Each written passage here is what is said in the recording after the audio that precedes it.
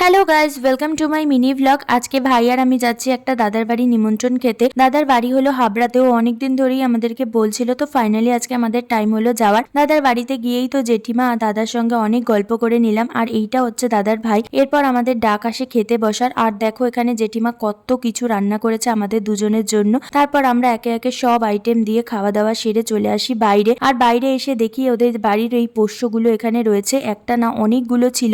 যাই হোক, তারপর আমরা সবাই মিলে বাইরে বসে বসে একটু গল্প করলাম, ফটো তুললাম। এভাবেই আমার আজকের দুপুরবেলাটা কাটছিল। তারপর হঠাৎ করে দাদা আইসক্রিম অর্ডার দেয়।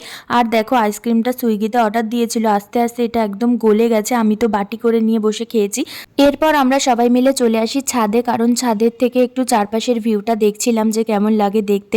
তারপর সন্ধে হয়ে আসছিল বলে আমরা সবাই নিচের ঘরে এসে বসে কিছুক্ষণ গল্প করে নিলাম। আর এবার আমাদেরকে বাড়ি যেতে হবে। তো আজকের ভিডিওটা কেমন লাগলো তোমরা জানিও। চলো টাটা।